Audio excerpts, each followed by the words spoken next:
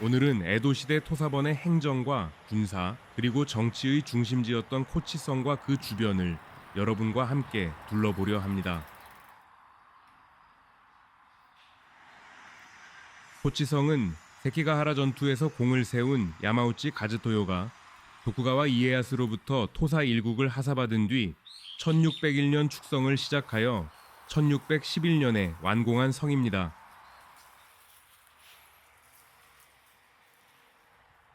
(1727년의) 대화재로 대부분의 건물이 소실되었으나 이후 복구 작업이 진행되면서 1753년에는 축성 당시의 모습에 가깝게 재건되었습니다.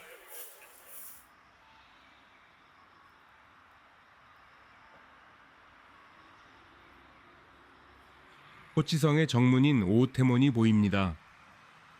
1664년에 재건된 이 건축물은 이후 여러 차례 위기를 견뎌냈는데요. 1727년 대화재 때에는 유일하게 화를 피했고 메이지 시대 폐성 과정에서 코치성의 성곽 건조물들이 철거될 때에도 파괴를 면했습니다. 나아가 태평양 전쟁 당시 미군의 공습 속에서도 피해 없이 살아남아 지금은 국가 중요 문화재로 지정되어 있습니다. 마을 주민들은 사무라이와 닌자 복장을 갖춰 입고 코치성을 찾은 관광객들과 함께 사진을 찍으며 즐거운 추억을 선물하고 있었는데요. 료마 가문의 문양이 수노아진 기모노를 통해 지역민들의 남다른 료마 사랑을 다시 한번 확인할 수 있었습니다.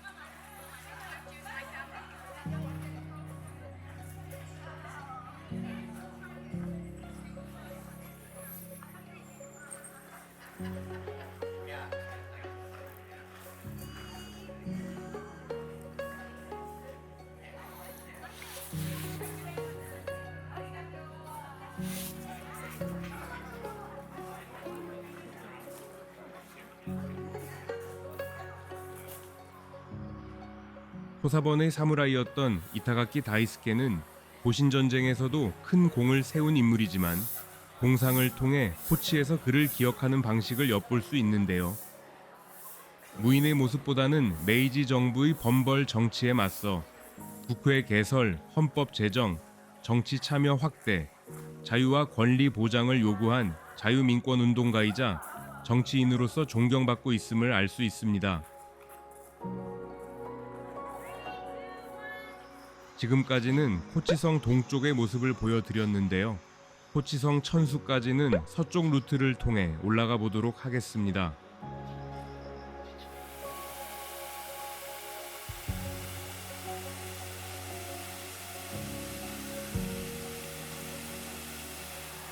토사번의 번교, 치도관이 있던 자리에 지금은 코치 현립 무도관이 자리하고 있습니다.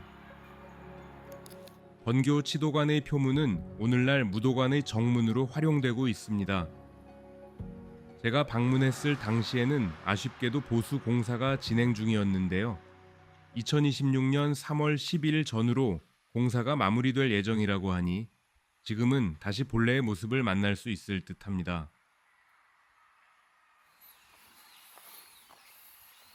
코치성의 후문 카라메테문 쪽에서 코치성 천수를 향해 진격합니다.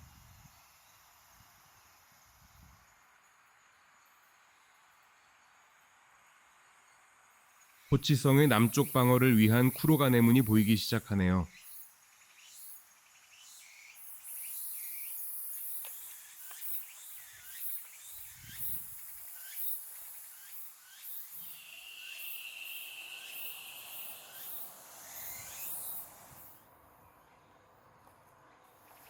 쿠로가네문은 1730년에 세워진 성문입니다. 2층에는 방어를 위한 소수 병력이 배치될 수 있었고 위에서 돌을 떨어뜨려 적을 공격하는 이시오토시 구조도 갖추고 있어 방어 기능을 한층 강화한 것으로 볼 수 있습니다.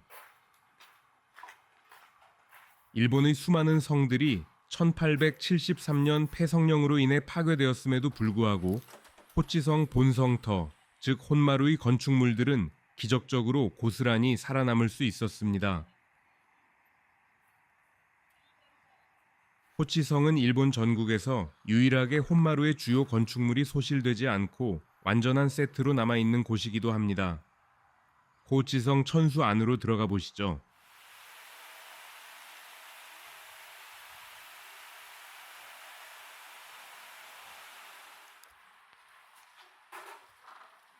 일인용 가마와 야마우치 가문의 문장이 전시되어 있습니다.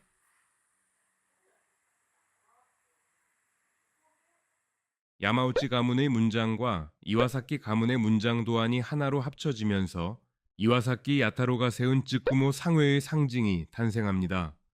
그리고 이 도안은 훗날 미츠비시를 상징하는 회사 문양으로 계승됩니다.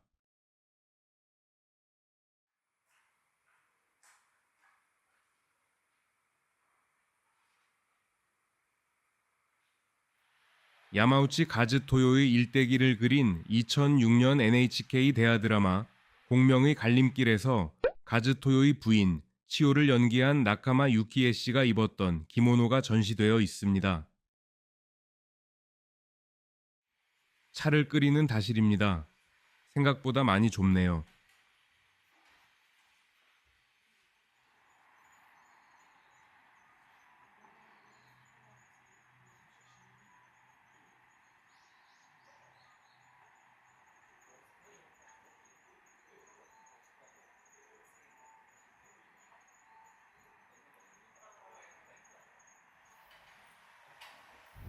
어성 축기에는 축성 공사의 진행 상황이 비교적 자세히 기록되어 있습니다. 축성에 사용된 석재와 목재는 우라도성과 코치성 일대에서 조달되었고 기와는 오사카에서 운송해 왔습니다. 또한 오사카와 교토 등지에서 초빙된 축성 기술자들과 토사번이 동원한 인부들을 합해 하루 약 1200명이 공사에 투입되었습니다. 이들에게는 일당으로 약 1kg의 쌀과 약간의 된장값이 지급되었습니다. 가즈토요는 축성공사 현장을 시찰할 때마다 5명이 그림자 무사를 동반했다고 합니다. 그 배경에는 토호 세력인 일령부족과 초속갑의 가문 잔존 세력의 습격 가능성을 경계해야 했던 현실이 있었습니다.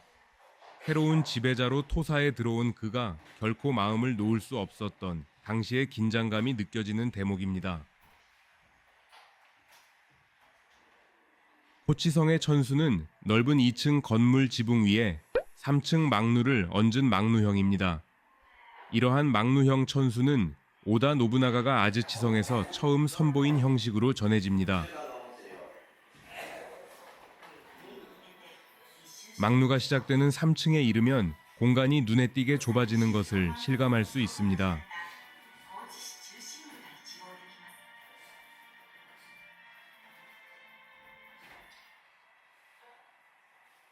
4층에는 일본 전국에 남아있는 여러 성의 사진이 전시되어 있습니다. 천수 내부에서 흔히 접할 수 있는 전형적인 전시물이라 할 수 있겠습니다. 화재로부터 건물을 지켜주는 수호신 청동제 샤치호코를 가까이에서 볼 수 있습니다. 마지막 층으로 올라가는 계단은 유난히 가파릅니다.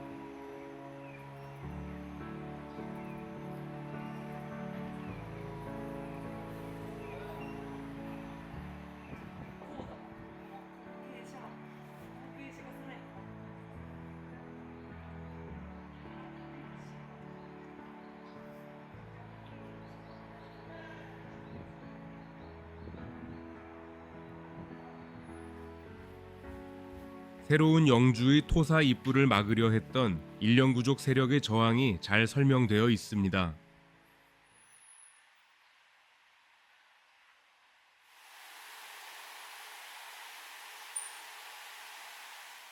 성의 제2구역에서 본성터로 진입하기 위해 통과해야만 하는 문입니다.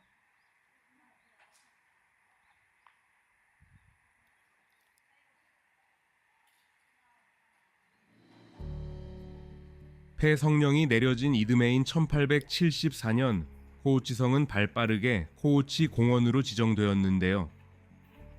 당시 메이지 정부는 군사적 가치가 없거나 유지비가 많이 드는 성들을 매각하거나 철거하려 했지만 코우치성은 시민들을 위한 공공부지로 용도가 변경되면서 성내 건축물들을 공원 시설로서 보존할 명분을 얻게 되었습니다. 이러한 발빠른 조치 덕분에 코치성은 천수는 물론 혼마루에 속한 모든 부속 건물이 에도 시대의 모습을 간직한 채 남아있는 일본 유일의 성이라는 평가를 받게 되었습니다. 1945년 7월 3일 미군의 코우치 대공습으로 코우치 시가지의 40%가 피해를 입었지만 코치성 혼마루의 건물들은 화를 면했기 때문에 오늘날까지도 그 옛 모습을 전할 수 있게 되었습니다. 참고로 사카모토 료마의 생가 역시 이 공습으로 전소되었다고 합니다. 야마우치 가즈토요의 처 치오의 동상입니다.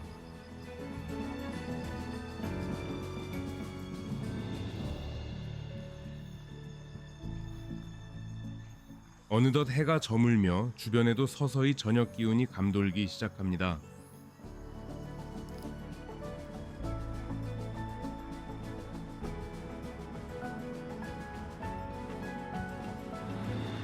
정문인 오호테몬을 통해 코치성을 빠져나왔습니다.